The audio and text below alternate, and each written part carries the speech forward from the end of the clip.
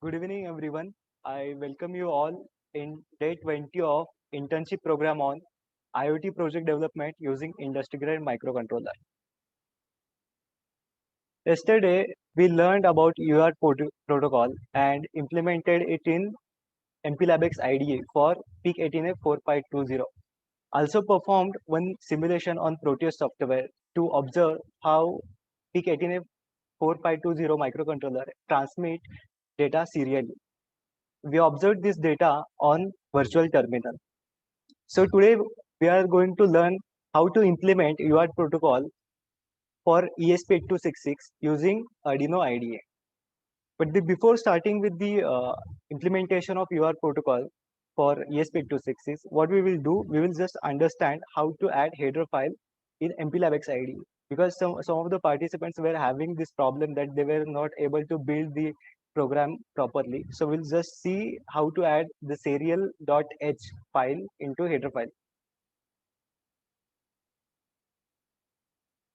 So we have already uploaded the code files on the resource material in Drive. From there, you can download these header file and code files.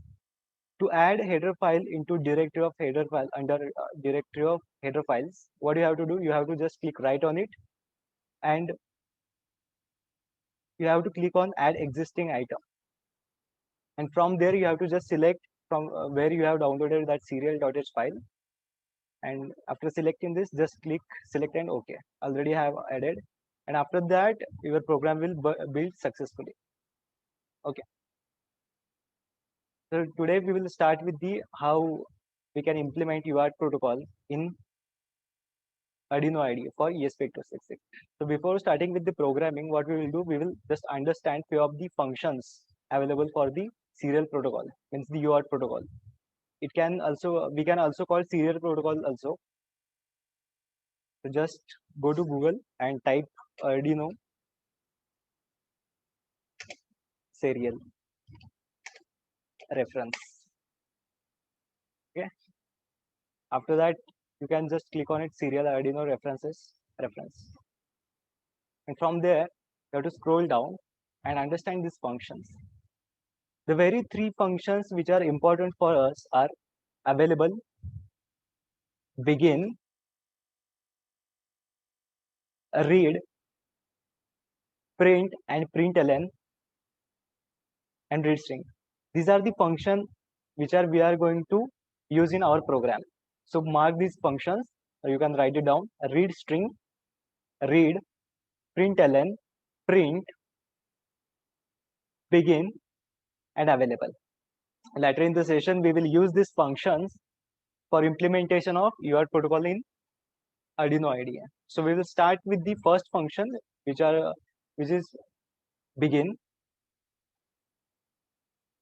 So yesterday in the session, we saw that how we can assign values to SFRs to initiate UART protocol in MPLABX IDE. But in Arduino IDE, you do not have to write any values to multiple registers or to any complex code. You just have to write a single line of code. It will be enough to implement UART protocol in ESP8266. The line is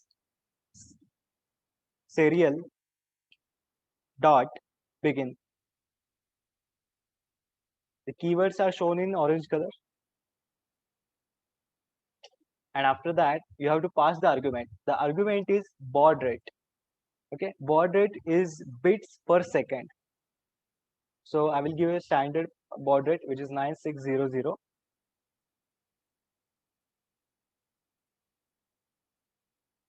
And after this, you do not have to configure any other code to implement UART protocol in ESP8266. This single line is enough. Okay. So after this, what we will do? We will understand the other functions. So begin means it will UART protocol will start with the baud rate of 9600. You do not have to write any other code. After this, we'll learn about the other functions. Next is print, serial.print and serial.println. We'll study that. In void loop, what I will do, I will just write these two functions, serial dot print. The argument is string. You can write any string into it. I will just type IOT internship, and we'll see what happens. I'll just upload this code to ESP8266.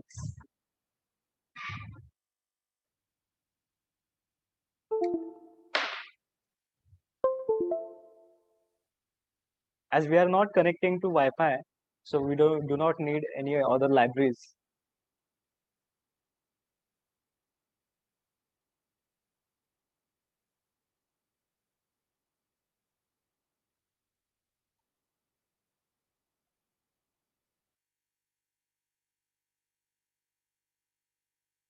There is another tool on Arduino IDE which is called Serial Terminal. We can open this tool from here, Serial Monitor. You can see that. After clicking it, it will open. On Serial Monitor, we can observe the data coming coming towards the ESP8266. Means data we are receiving from other devices to the ESP8266. That data we can observe on Serial Monitor. Also, we can send uh, actually, I may have not selected the port.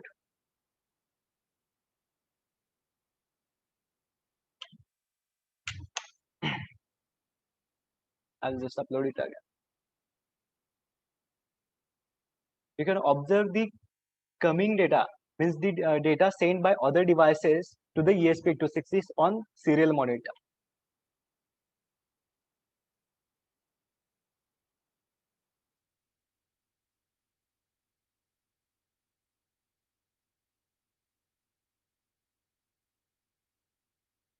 Okay. Now what we are doing with this function, we will understand first this, and then we will go to the serial monitor. Serial.print, what it does, it will send the string or the argument, which will be of course string or the characters serially from UART port of ESP8266. Now first we will understand what is the UART port.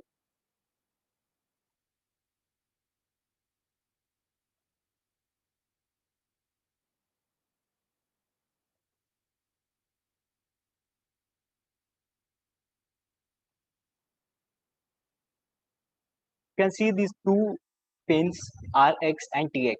These two pins are used in ESP8266 to implement UART protocol. Means from RX pin you can receive data from other devices, and from TX pin you can send data to the other devices using UART protocol. So these two pins are used, and ground between two devices must be common. Okay.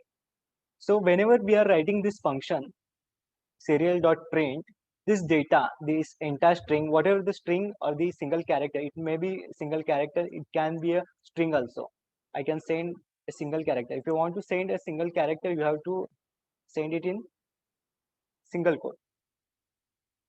J. Character can be anything. Number can be also character.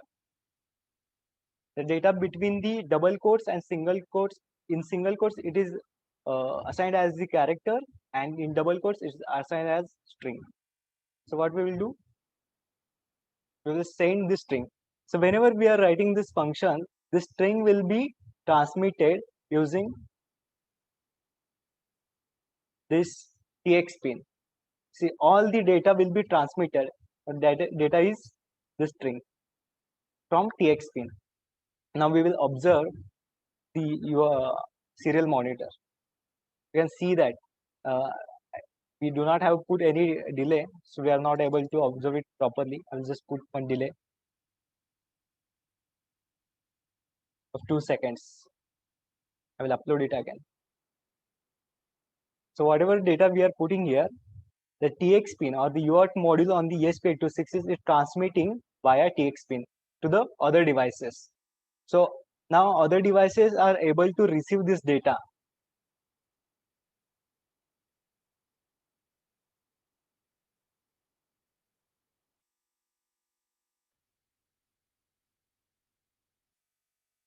And see that the data is being transmitted. IoT internship, IoT internship. Now other devices can collect this data and perform some operation depending upon comparison conditions. Okay, we can receive this data and perform any operation. After this, the function was ln, serial.println. We will just upload this, and while it is uploading, we will just check this on internet. Here you can see the println. The only difference between print and println is whenever you are putting any argument, it will be printed to the new line. That is the only difference.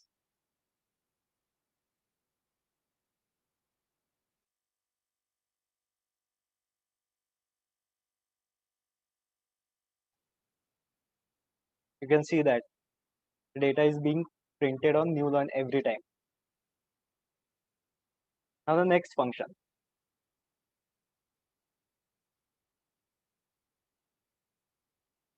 which is read and read string. We will use that. These two functions are used to read data received from other devices.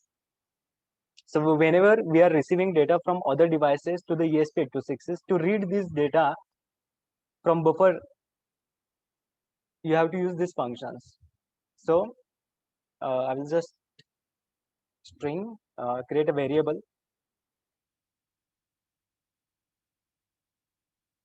rx data,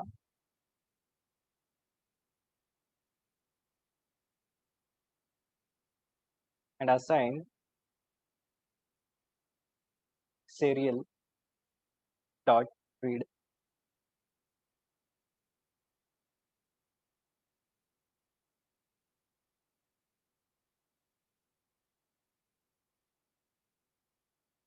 And what we will do after that, we will print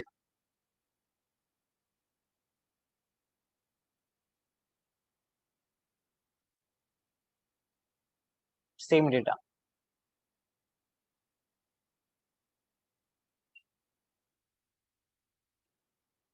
Rx data.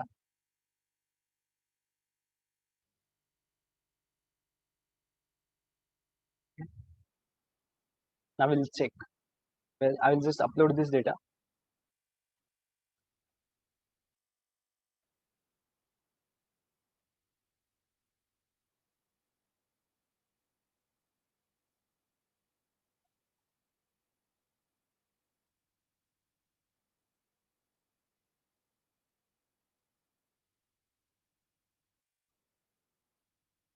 It is not taking a string, so we'll just convert it to char.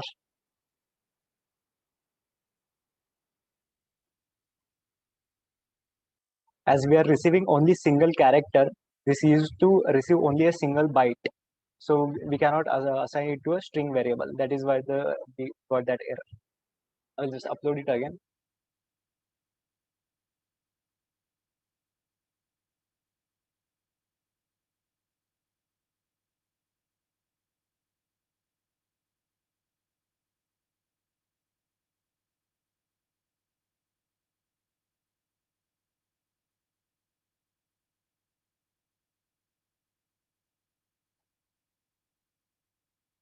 I will open serial module.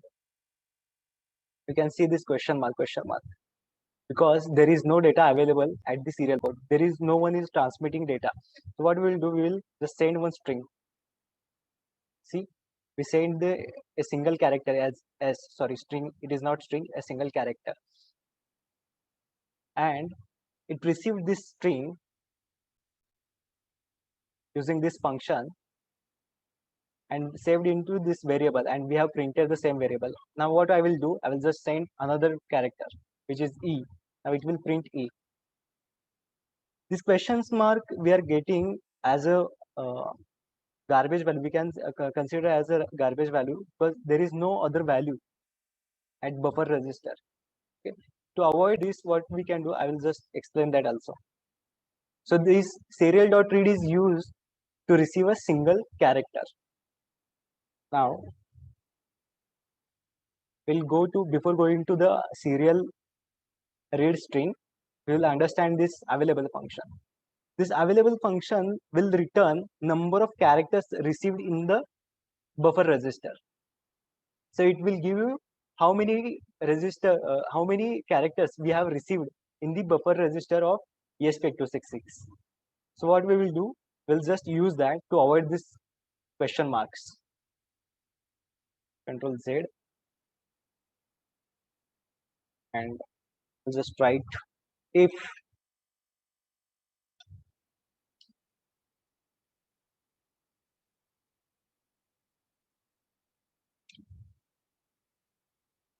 serial dot available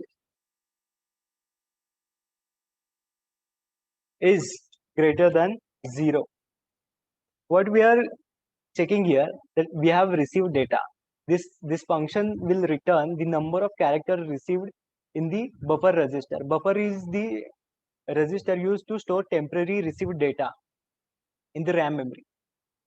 Okay, so it will return number of characters received. So we are checking that if we have received, not 0 means we are checking is it is greater than 0, means that we at least received a single character. So after that we are running these lines of codes. This means that whenever data will be available, only then these lines will be run. Okay, I will just upload this code again.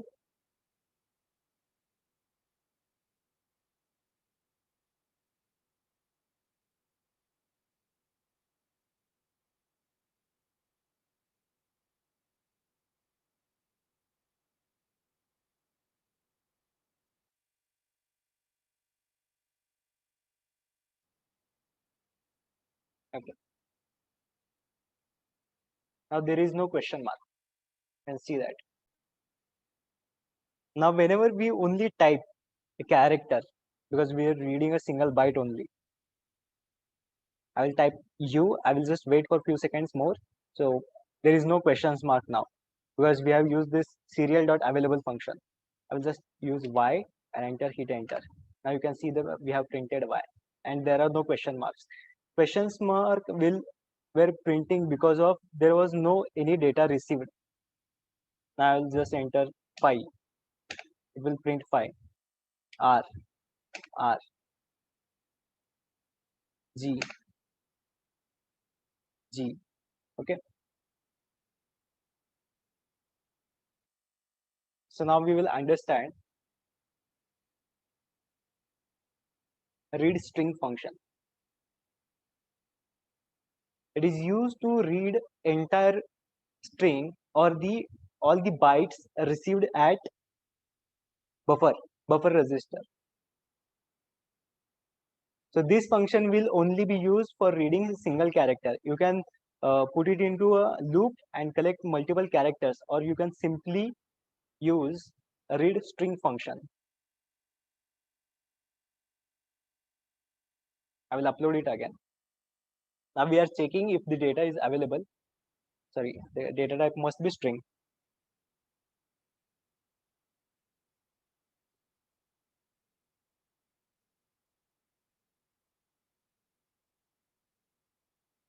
Using serial.available greater than 0, we are checking that we have received data, and after receiving data, we are entering into if condition.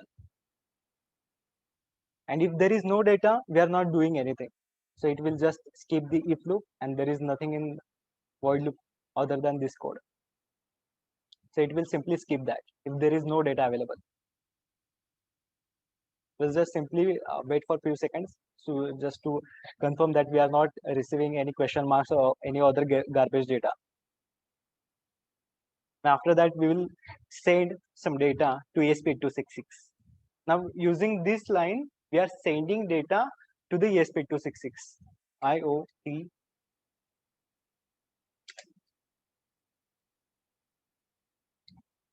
I am sending entire string. See that we have received string. We have received string. First, we check that data is available. After hitting enter, the data went into buffer register, and after that, it returns some integer value, positive integer value greater than 0, because we have entered finite number of characters. And after that, it entered into if condition. After clearing that condition, and in string variable rx data, we have received the string which we have entered into serial monitor using this function. We have read that string using this function, read string, and we have printed the same string on the serial monitor. So we are going to use these functions to receive and transmit data to the PIC18F4520. So we are interfacing PIC18F4520 and ESP8266, and data between these two devices is communicated via UART protocol. Now, what we will do, we will just use yesterday's code.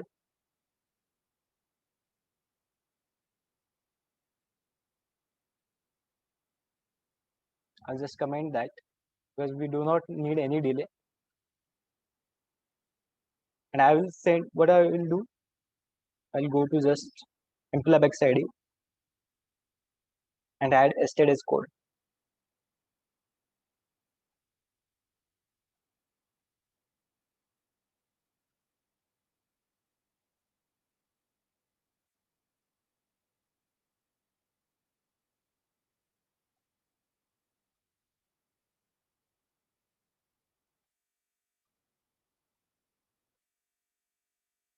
You can see that in while loop, infinite loop, we have sent the string hello. I already programmed the microcontroller with this code. Now what I will do, I will just upload this code, which is we have written in for ESP8266. Now what happens? We are sending this data, which is a string hello, from PIC18F4520 microcontroller and receiving at ESP8266. I will just open the Proteus software. We are sending this data hello string from PIC18F4520 microcontroller to ESP8266. For example, just assume that it is a ESP8266. Now what we will do, we will send data from microcontroller, receive at ESP8266, and we will print that data. In ESP8266, we have not written any code for hello or anything else to print. We have just printing receive data. So whenever we will receive hello, we'll check that we have received that data. Then we will read that data into this variable, and then we will print it.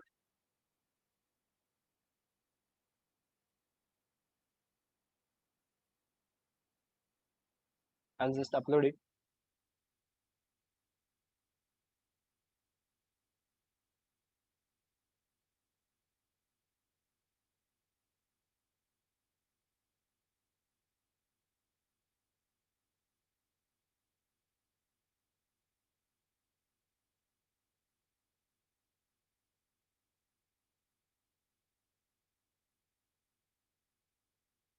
Okay. Now I will connect TX pin of PIC18F4520 microcontroller to the RX pin of ESP8266.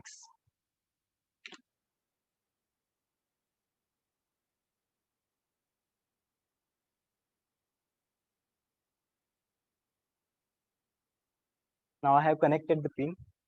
What I will do, I will check the serial monitor that we are receiving the hello string. You can see that we are transmitting this string from ESP8266. Sorry, PIC18F4520 and receiving at ESP8266, and we are printing this string.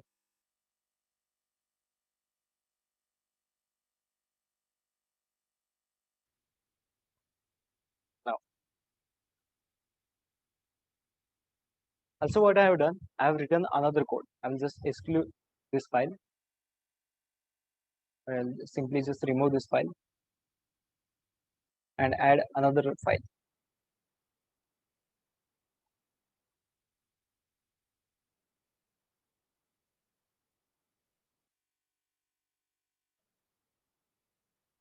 Instead of hello world, what I have done, I have written some random values. You can see that in while loop, what I have done, I have written this same function which is used to send hello string, and we are sending this number string every time. After 3 seconds, we are sending these random numbers for infinite times. So what I have done, the reason is we will give this analogy as we are receiving data, sensor data at ESP266. These are numbers. So sensor data can be a number also. So we are sending this data, number data, to the ESP266. And now what we'll do, I'll just show you using this same code, we can receive any kind of data from PIC18F4520. I have not uploaded. I will just keep the same code into ESP266. I'll just change the microcontroller.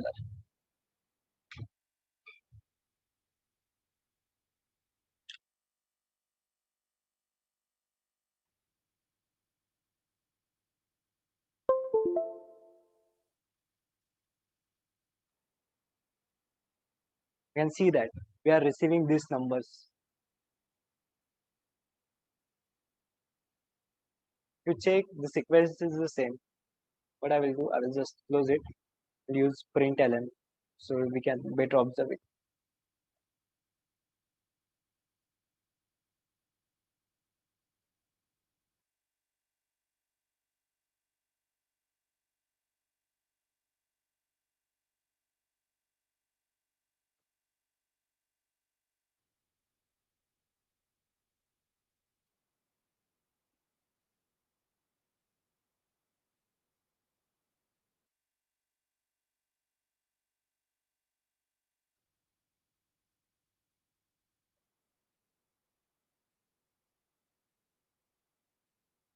Sorry, I have forgot to connect the TX pin of PIC18F4520 to RX pin of ESP266. After connecting pin, we will receive the data. See that we have started receiving the data. So this data can be a sensor data also.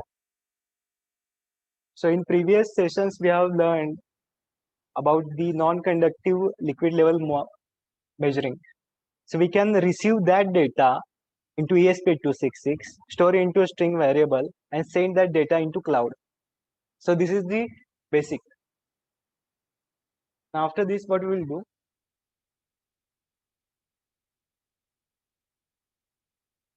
We will understand yesterday's another code.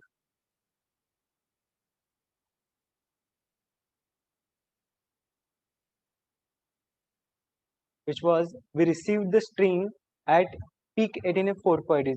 We are transmitting this string to the ESP8266. Now suppose ESP8266 is giving some commands or response back to the PIC18F4520. In that case, we must write a code at PIC18F4520 to receive that data from ESP8266.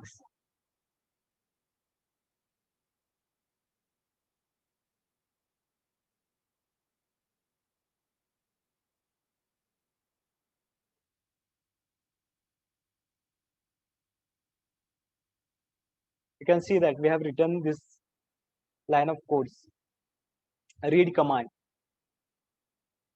and reset string.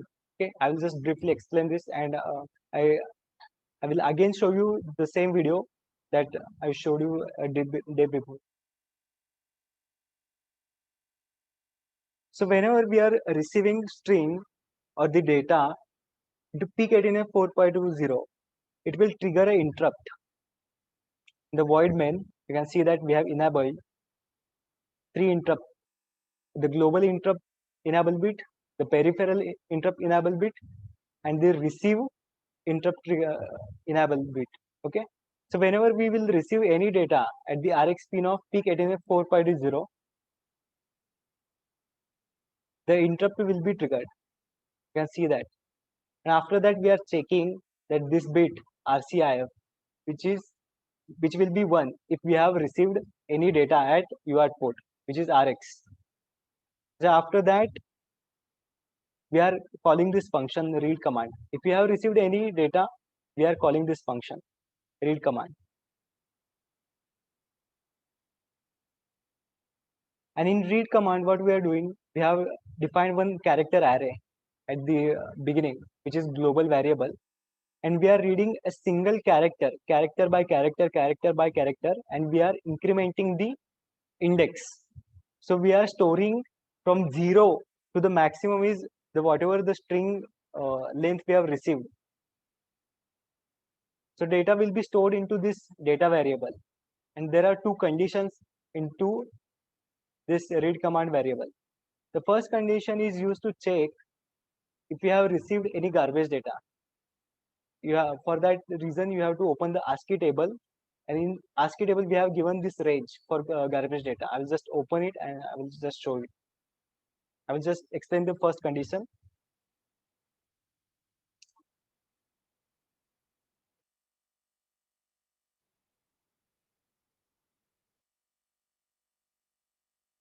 So I will just open the first condition first.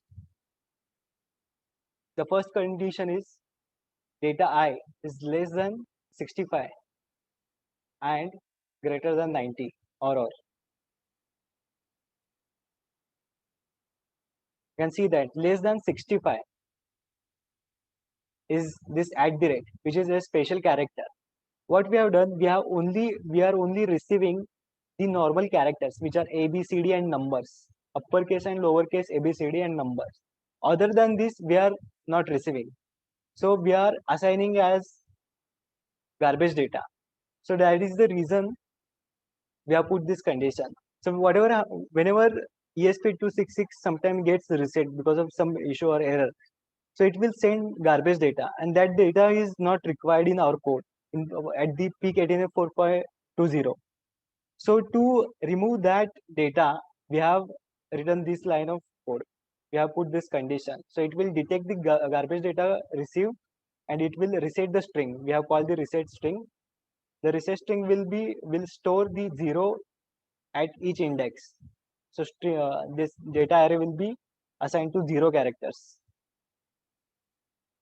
And after that, what we have done here, we are checking that whenever we are sending any data from ESP8266 to P18F4520, we are ending a string or data string with a special character, so that we can identify that we have received an entire complete packet of data at peak 18F4520. So that is the reason we have put Z. For example, I will give you just example here. So we have received some data like V on 000. And what I will do to end this string, I will send a small z from the ESP8266, so that peak 18F4520 can understand the string has finished, data packet has finished, and this is the string we have to assign. And after that, we can compare this string and perform some operations. Now, simply what I will do, I will just play that video again.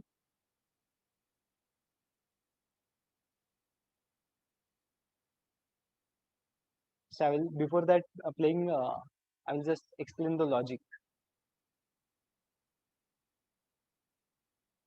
There is nothing in the while loop. So what we are doing, we have initialized UART module, and after that we are sending this just 10 number as a string to the ESP8266. After receiving this string, what we have done into ESP8266, I will change this code.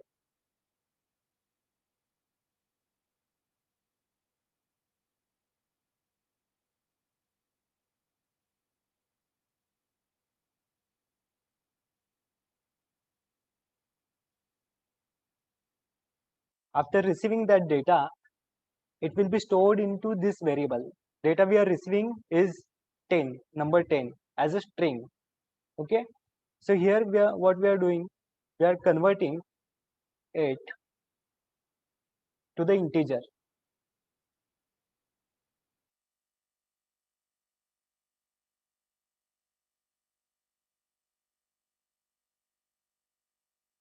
Dot to int.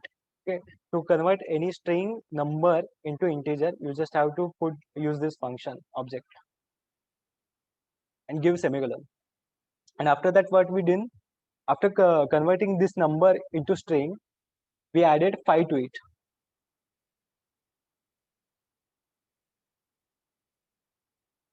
Okay. So entire number will be integer. So we have received 10.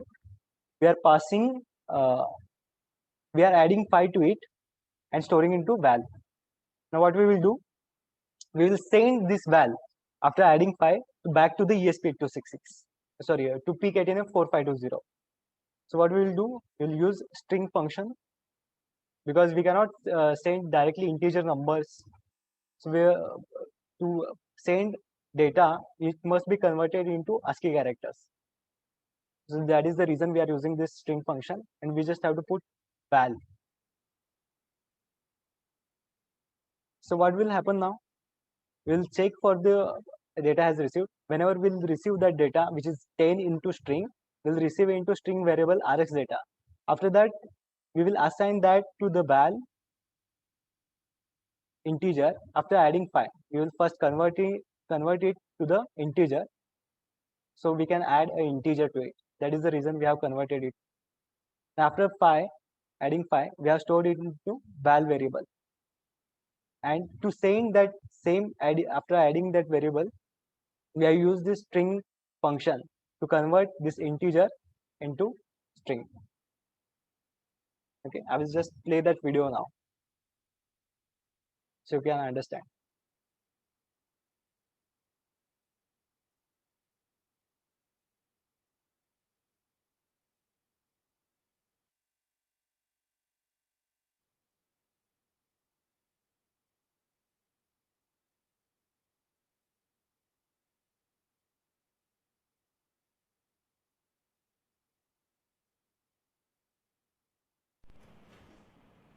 So we have connected ESP8266 with the PIC18F4520. Yesterday I have already showed this video. Just explain the logic. After this, we have initialized UART module and we are sending 10. Now ESP8266 has received 10 and it will send 15 back to the to the PIC18F4520.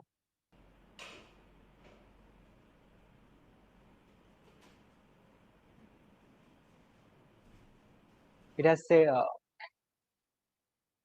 sent back 15 because we have added 5 to it. Now what PIC18F4520 will do, it will send this 15 back to ESP8266. ESP8266 will receive this 15, it will add 5 to it, and again it will send back to PIC18F4520. So result will be 20 now.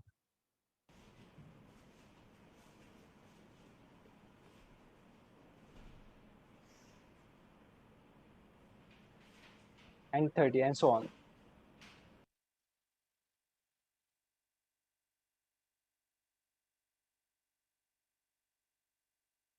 You can see that after receiving the string, what we have done, we have called this follow command function. And in that function, we just printed this data on LCD. This data 0 is received first character and received second character. Data 0 index, data 1 index. And same thing we have transmitted using this function back to the ESP8266. Okay, this is the code. Now what we will do,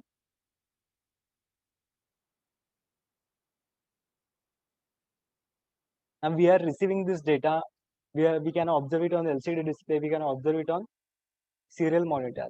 The thing is how we can send this data or store this data into Firebase.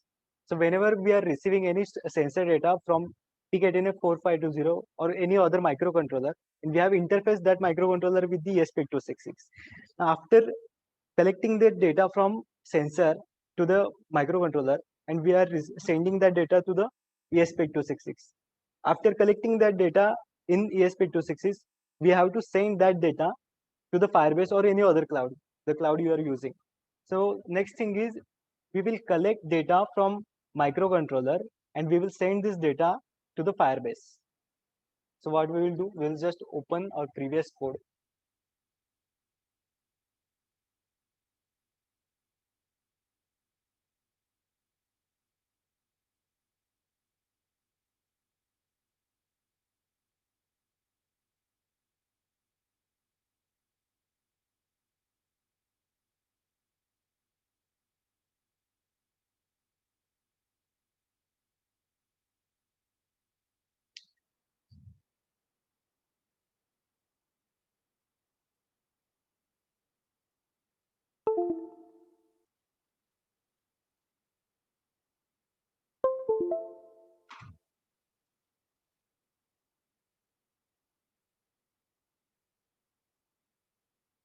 Okay, we will just use this code.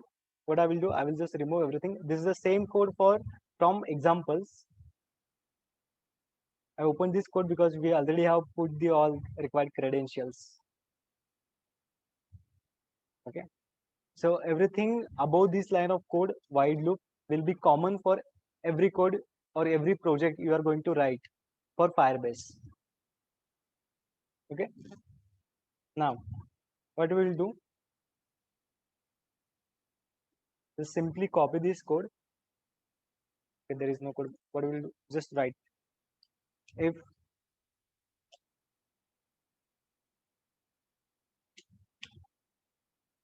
now first thing we have to identify is we have received any data into buffer register or not, that we have received data from other devices or not. The first thing to do is this. So we'll write serial dot available. We are checking that data is available or not.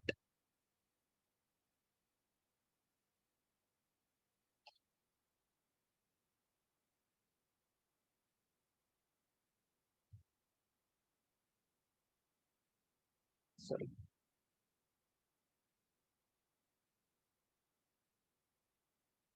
Dot available is greater than 0. We are checking that we have received the characters or the string into buffer register. After that, define a string data and received that data into this variable, string variable. So read serial dot read string.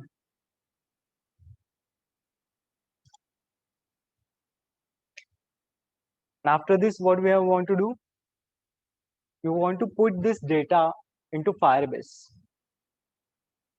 So Firebase dot set string.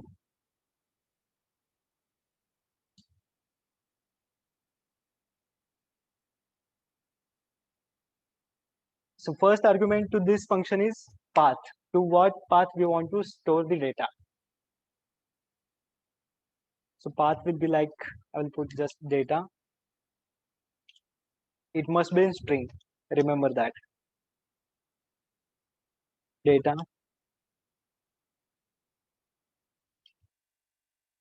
ESP8266.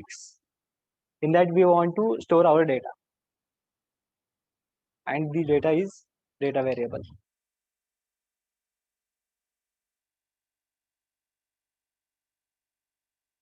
Okay. Just compile it first.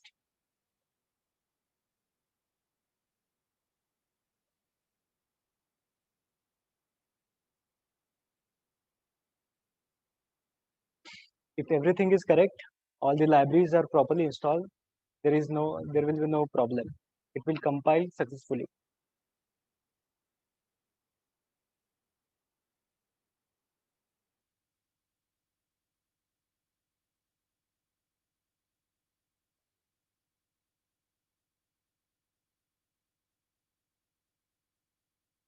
So first what we will do, before collecting data from peak 18F4520, we will manually enter some data into serial monitor. So whenever we are entering data into serial monitor, the ESP8266 RX pin will receive that data, and we are collecting that data into this variable, and we are sending this to this branch. Let's just open the Firebase first.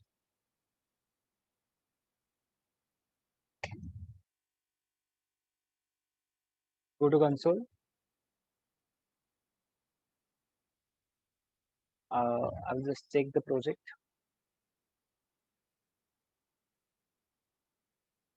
It is IoT internship. Open the real-time database. I'm repeating the steps intentionally. Okay. Now here you can see the data. If there is any previous data, I will just delete it first. So we can see the latest data.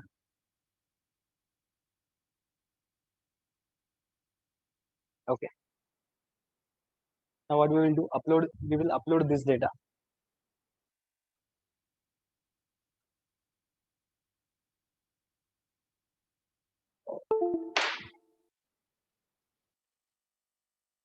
Connect ESP8266.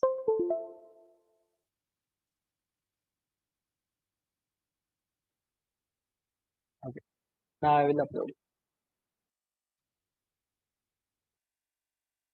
So whatever data we will type into serial terminal, that data will be uploaded on Firebase. And after this, we will understand the significance of entire this communication, how we can implement it for our project.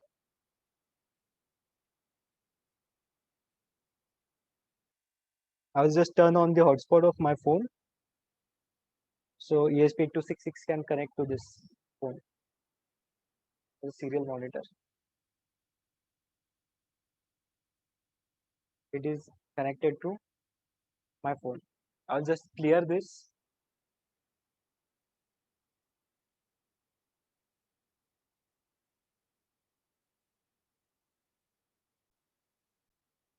I will take this side by side.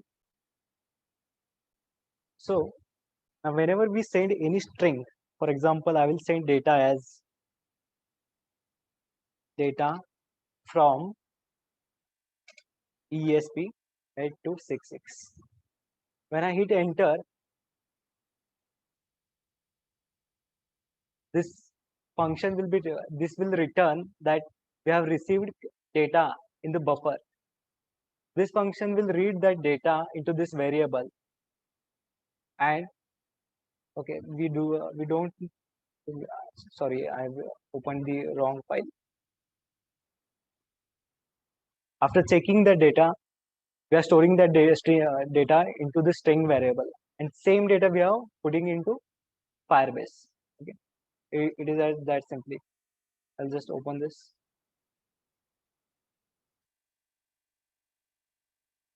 Hit enter. You can see that in the data branch we have connected ESP8266, and we have received this data from ESP8266. You can see that.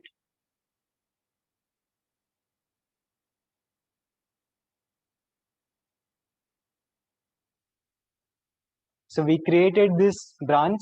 This is root branch, this subroot branch, ESP8266, and we put data. Now what we will do, I will just change the data.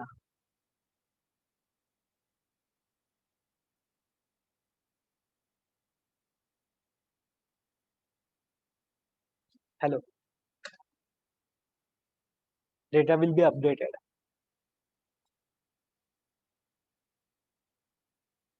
IoT internship.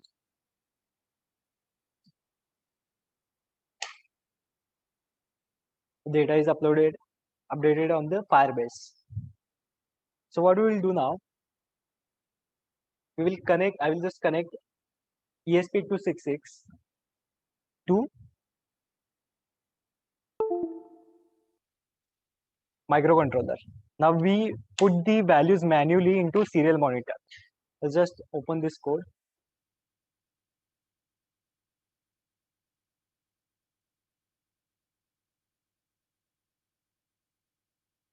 The code before the this file there was hello. So I will do, I will just put that microcontroller. So we are receiving hello from microcontroller, and I will just connect it again.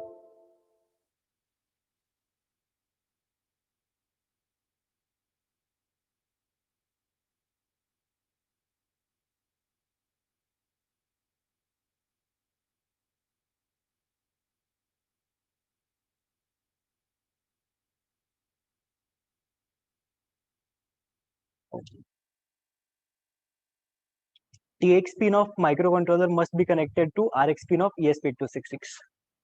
Now I have connected the pin. You can see that hello, we have received hello.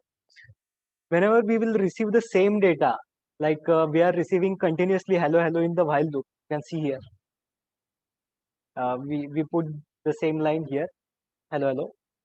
So that is the reason we are not getting any change in the color, because we are receiving the same data. If I change this, I enter this, it will get again updated with the hello. You can see that, but it will not change. It is now not changing because it is receiving still hello. Now what we will do, I will just put the another microcontroller in which we have put this code, which is we have put some random numbers as sensor data. We can assume it as sensor data.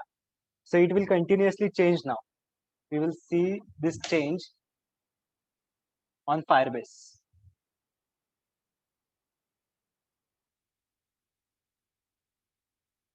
I have put this.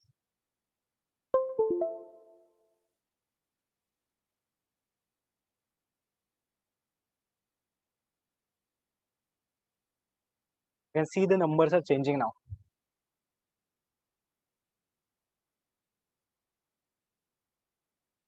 And if you check, this is the same sequence as this. So instead of putting these manual numbers, you can collect data from any sensor. You can put it into variable, convert it into string or ASCII characters, and send serially.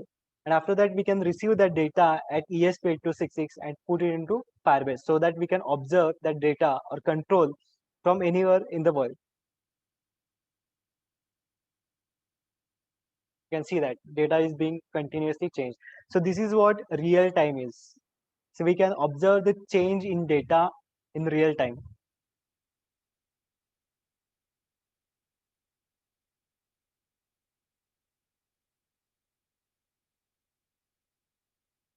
Okay, I'll just stop it now.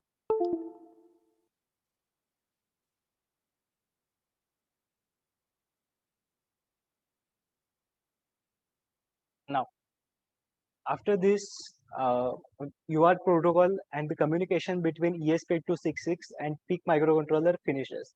After this, we are going to start with the MIT App Inventor, how we can build apps without writing any code. So before start with that, I start MIT App Inventor, I will just conclude everything we have learned from yesterday. So serial protocol, UART communication, and the communication between two devices. So we have used this communication protocol between two devices to receive and transmit data between these two devices. So for example, we are collecting any sensor data, non-conductive liquid level monitoring, for example. We are collecting that data. We are storing that data into microcontroller, and after that we are sending that data to ESP8266. To send that data, we have used UART protocol. That is the reason we have used UART protocol. So to send data string to the ESP8266 and receive any command or the string data string back to the PIC18F4520, we have implemented this UART protocol. That is the only reason. And after that, receiving the data string into ESP8266, we are sending that data into Firebase. So we can observe, we can do anything with that data. For example, temperature monitoring is the project. So we can interface sensor to the microcontroller. We can collect that data into microcontroller. We can send that data using UART protocol to the ESP8266. And from there, we can send that data to the Firebase or any other IoT cloud. And from there, we can integrate Android application with the Firebase or the AWS IoT so that we can observe and monitor temperature in real time. I just give example of temperature monitoring project. You can do the same thing for any project. For example, water monitoring, humidity monitoring. If you want to control any wall or any agriculture project, so water management is there involved. You can control walls and motors using this UART protocol and IoT. So that is the reason we have included this UART protocol in our sessions. So that is the significance. After this, what we will do, we will start with the MIT App Inventor. So we cannot cover so many things. I will just give some introduction how we can build app into using MIT App Inventor platform. I'll just go to platform. To use MIT App Inventor, you do not have to download any software. You just have to type MIT App Inventor. Just go to first site this. and click on create apps.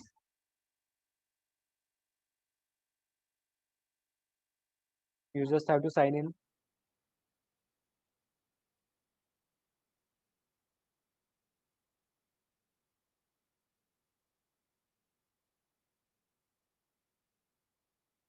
Uh,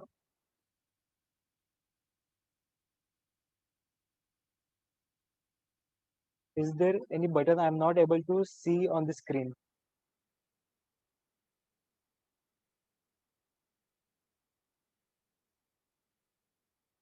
What I will do, I'll just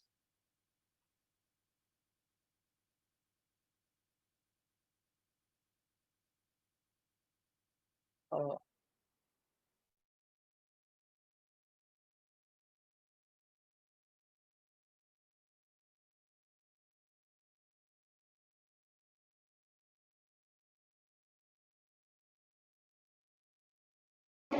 because of the zoom screen, I'm not able to see this button. Yes, yes. The button is visible, but I'm not able to click it.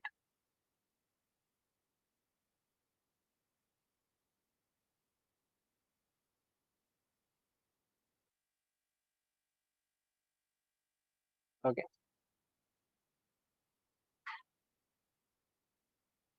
Just have to click continue. Just close it. And whenever you want to create new project, just have to, there are no previous project created using this account. That is the reason there are no projects. So what we will do, we'll understand the tools available, and then we will end the session. And tomorrow, from tomorrow onwards, we will create some simple apps. We'll learn about how we can create app using MIT App Inventor and integrate that app with the Firebase. So to create new app, you can just go to project, my project, or you can just start new project from here. In my project, you will able to see the list of previously built projects. After that, this is very important, AI Companion Emulator USB. This first function we are going to use more often. Using this, you can connect MIT App Inventor platform with your Android device, so you can observe real-time changes what you are performing here on the screen in your Android application. Suppose you are making an Android application, the screen of phone will be available on desktop, but the changes you are making here, you will be able to observe those changes in your smartphone. To do that, you have to download one application from Play Store. The application name is MIT App Inventor itself. So you just have to go to Play Store and type MIT App Inventor. And after typing, you just have to install it and have to click on it, AI Companion. Okay, we have not created any project. What I will do, I will just create first new project. I'll give name as IoT internship.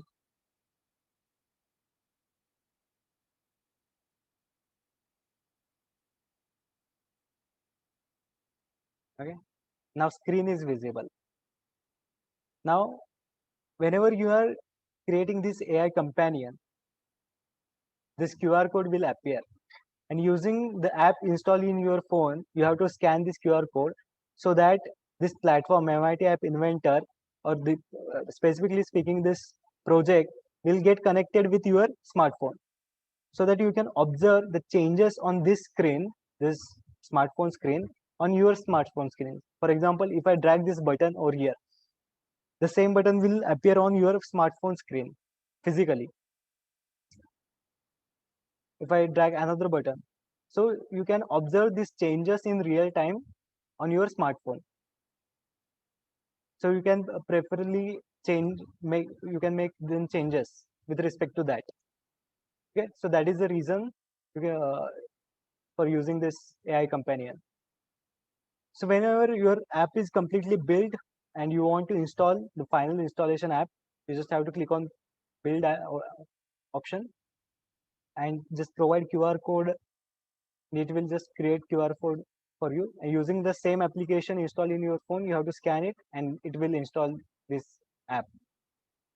The AI Companion is not permanent option. it is just temporary to observe the real-time changes which you are performing on MIT app platform.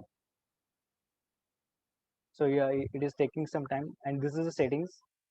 The all other buttons, checkbooks, labels, list picker, list view, all the features which you can observe in any application. For example, WhatsApp, there is list, there are buttons. You can drag this from here. So this is the user interface options or tools available. So you just have to drag this into your screen, and your user interface will be created.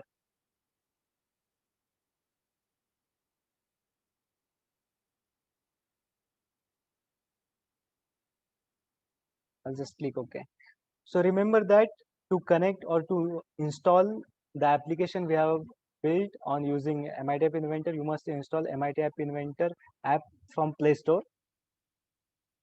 And we're not going to need this options from settings. Okay, this is all we are going to need. This is about user interface. Okay, we just have to create layout, basic layout using these options available. And after that, there is another option as blocks. You can see here designer. We are currently in designer menu, and after clicking blocks, it will open blocks. So logic behind the user interface we have to build here. So there is control in that if conditions, all the required conditions are there present. In logic, greater than equals to true, false, all the conditions are present in the logic. In math related operations are present. We just have to drag this. Text, string related operations are available in this tool, list, and so on. And the variables, you can assign values. So we are going to use this tools, and we are going to build a simple app tomorrow. And after that, we are going to integrate this app with the Firebase. So this is for today. You can explore this MIT App Inventor and come today. Okay. Thank you for today's session. I will just go for question and answer now.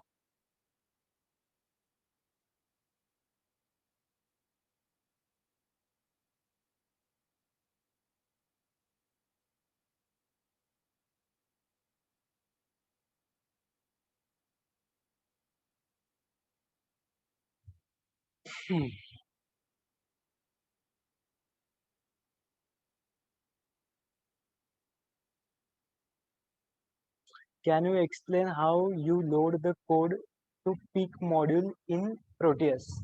See, I will just explain that. Whenever you are compiling, building this code, it will create a hex file. Okay, there are just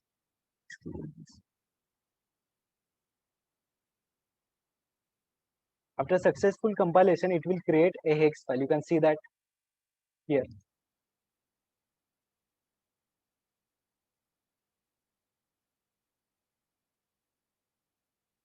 You can see that loading code from. You can see the directory is here, production.hex. What you have to do, you have to find this directory, open Proteus, right click on the microcontroller, go to edit properties, and from program file, you have to select this directory. Okay, so directory was, I will just open it again, the D peak 18F4520X. So D peak 18F4520, and after opening the project, you have to go to this file, double click on it, default production, and click here, double click on it, and the directory will be set. Now you just have to click OK. This is how you can load text file into microcontroller.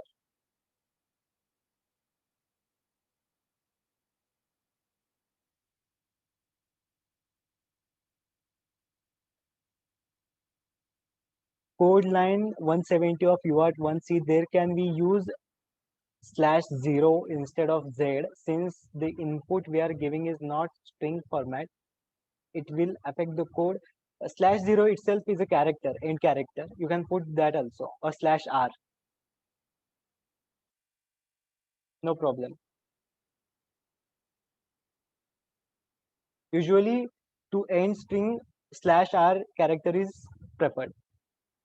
Why we are using MIT App Inventor instead of Android Studio? We are not using MIT App Inventor instead of Android Studio. We are conducting session of MIT App Inventor because there are so many participants which are from non-software background, from electrical, electronics, instrumentation. So that is the reason we have included MIT App Inventor so that they can build their own app without understanding Java, Kotlin. So they can make their own app using just blocks. And in the upcoming sessions, we are going to cover Android Studio also. So there was one question why we are not using MIT App Inventor instead of Android Studio. See, Android Studio is more professional way to go. Okay, if you are from software background, you are able to build app using Android Studio. You can prefer Android Studio. And in case of AWS IoT, you cannot integrate AWS IoT with MIT App Inventor.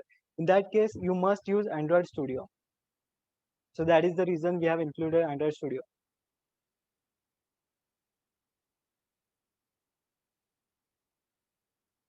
Is it okay to use ESP8266 node MCU in sellable products? See, there are pros and there are cons also.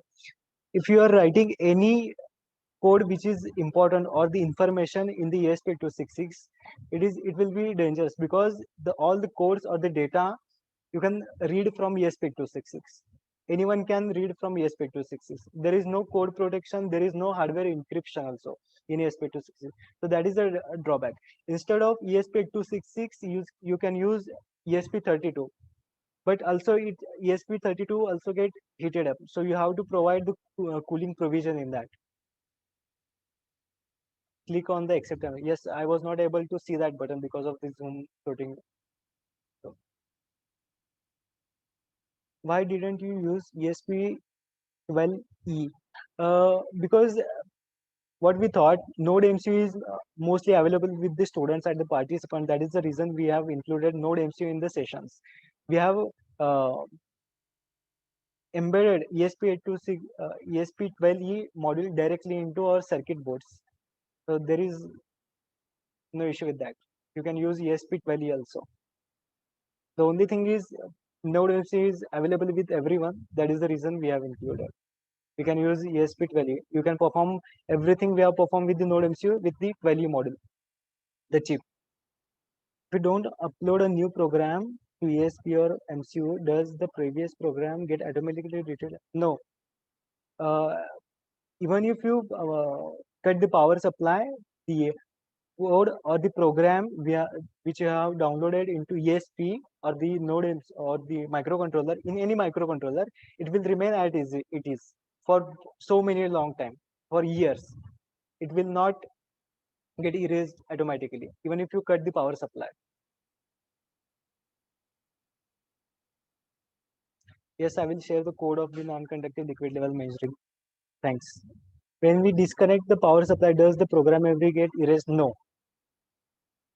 If we suppose have string like zebra, then it will consider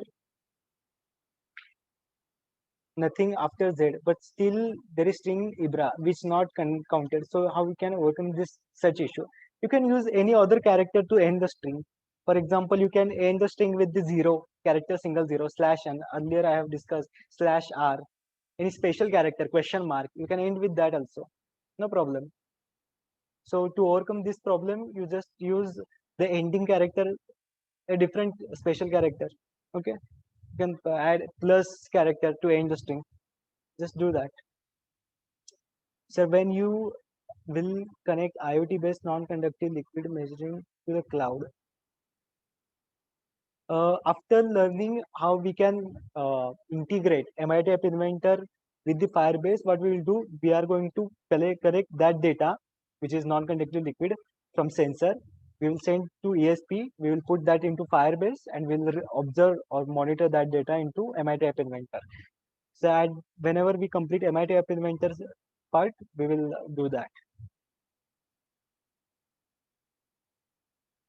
Sir, how to program ESP12E? Is there is special programmer? No, there is no any special programmer. You can use Arduino for programming. ESP12E module. Okay, it is a little different from Node MCU. So to program, you can use any serial to TTL converter, or you can use Arduino. You can just use Arduino TXRX pins. You have to connect with the ESP12E module. There are so many videos are available how to program ESP12E module using Arduino, a serial to TTL converter. You can just go and watch that, refer that. How to delete the program from MCU or ESP. If you open, I will just you open the PeakKit 3 or software. The software we use to program Peak18F4520 microcontroller. So you can see the option erase. If when you connect microcontroller with the PeakKit 3, this button will appear. I have not connected PeakKit 3 now, and when you click this erase button, the program will get erased. And in case of Arduino, whenever you are uploading new sketch, it will get erased.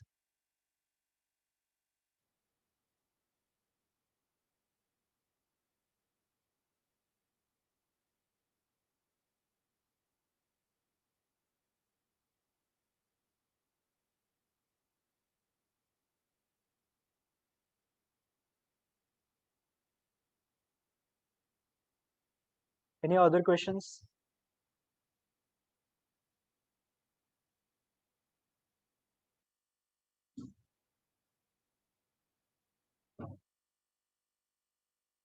Sir, as you have said, ESP modules are dissipating heat a lot.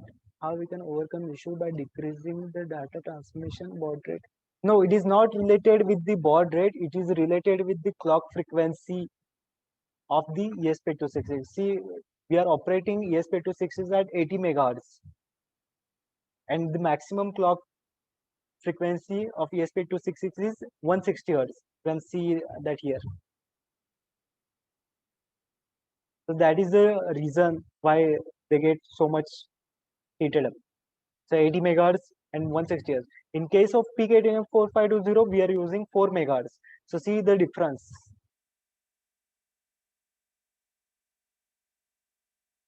We cannot decrease the clock frequency. The heat issue is not with the ESP8260, it is with the ESP32. And in case of ESP32, you can apply the fan or any other cooling method. Liquid cooling is there, or you can apply heatsink, aluminum heatsink.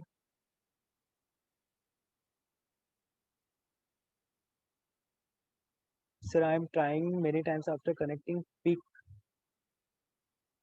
It is not responding. Peak18F4520. Please check the direction notch of the development board and the controller you are placing. If it is not correct, it will not show 18F4520. There are many reasons it will give this error. So please contact us personally. We will solve this issue. There are many possibilities with that.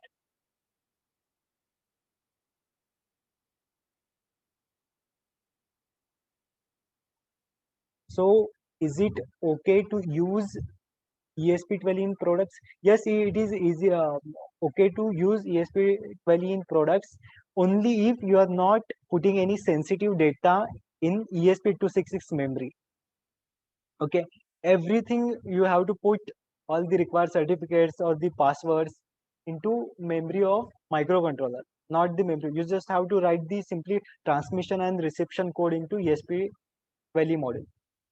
Then you can use it for security purposes.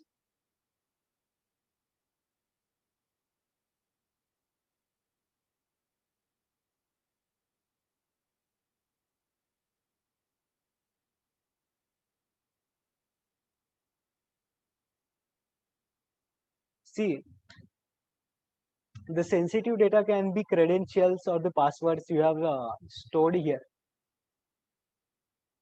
See, what you can do, you can store this data in the microcontroller's memory, Peak18F4520, and later you can read that memory using ESP8266 or send commands from ESP8266 and take that as a temporary, okay, not permanently.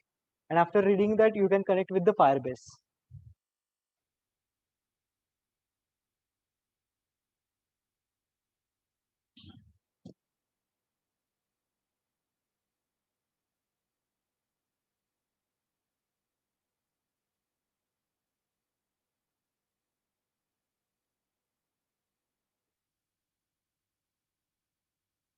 There are any other questions?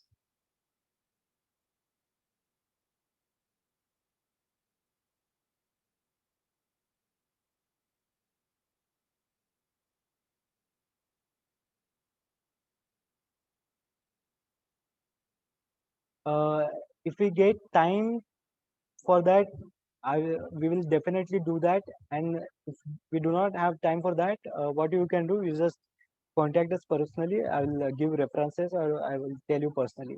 Okay, Mohan, Mr. Mohan. Okay.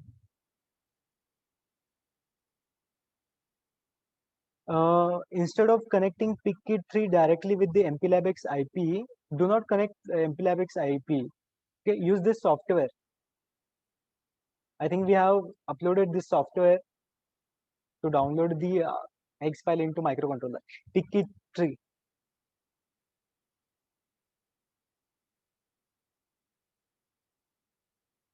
Okay, this software you can download from resource material and install it. Use this with the PicKit3. Sir, it's not working properly. Please give proper errors. Means what is the error you are getting? And contact personally. We will solve because there are so many possibilities to happen with that.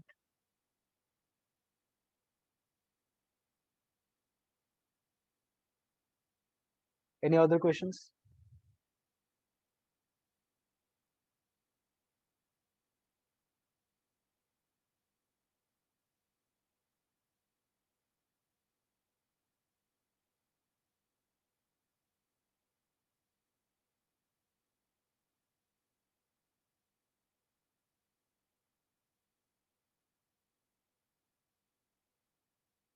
Okay. I think there are no any other questions. I will end today's session. Thank you.